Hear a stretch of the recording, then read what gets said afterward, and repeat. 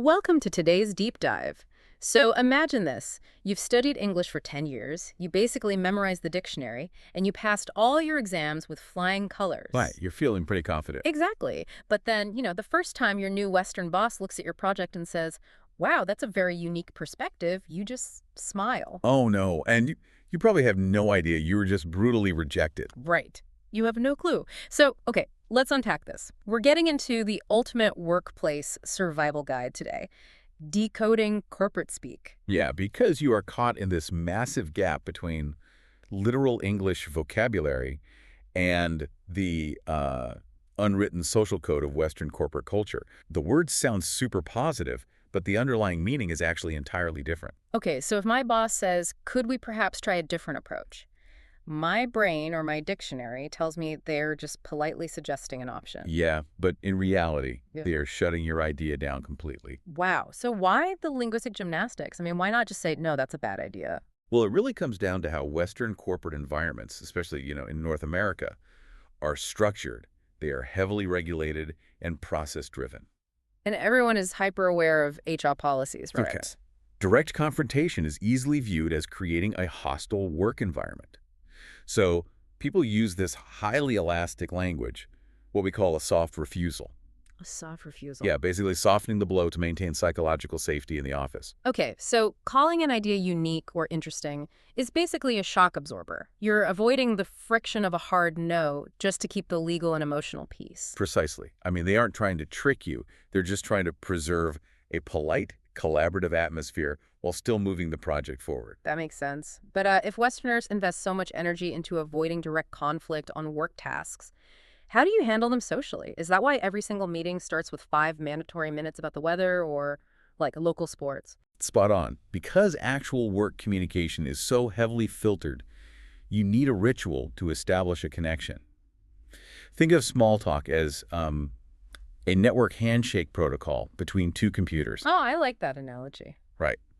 You aren't transmitting actual data yet. You're just verifying that the connection is secure enough to start working. You're building rapport, which just means a friendly working connection. But wait, if the goal is to build genuine trust, what if I just treat them like my best friends? Ask deeper questions, share personal struggles. Oh, definitely don't do that. Really? Why not? Because in a personal relationship, sure, that works. But in a Western corporate setting, authenticity has a very strict speed limit. There's this rigid line between personal and professional. So no deep life talks by the coffee machine. No, absolutely not. Asking a colleague a common cultural icebreaker from another country like, why don't you have kids yet? Or asking about their salary, that doesn't build intimacy. Let me guess, HR gets involved. Exactly.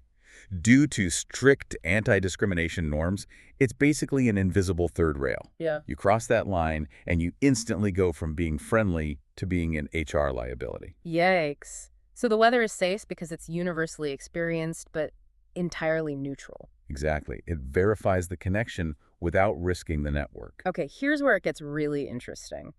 Once that secure connection is established, and you're successfully dodging all these soft refusals, how do you actually advance? That is the big question. Because internationally, there's this huge assumption that success just means, keeping your head down, staying completely silent, and working 12-hour days. And that assumption is incredibly dangerous in a Western office. Yeah. It relies on the belief that your output speaks for itself. But it doesn't. Well, think about the rigid, fast-paced structure we just talked about. Everyone is overwhelmed.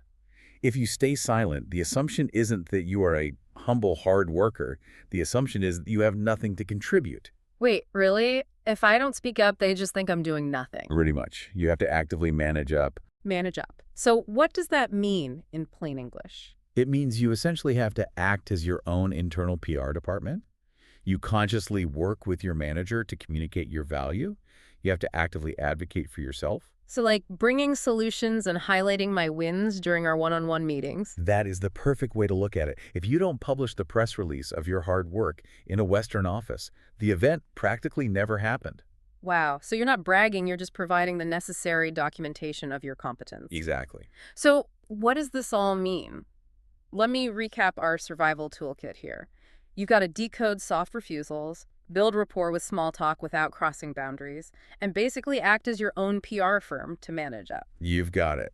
Which actually leaves you with a really fascinating question to ponder. Oh, what's that? Well, Since this culture requires constantly reading between the lines, running the weather protocol, and acting as your own PR firm just to prove you exist, could this hidden, relentless pressure to perform polite indirectness be a secret leading cause of modern workplace burnout? Man, that is heavy. That completely changes how you view a simple good morning in the break room. It turns out the real test isn't the language exam you took years ago, it's the invisible social one you have to pass every single day.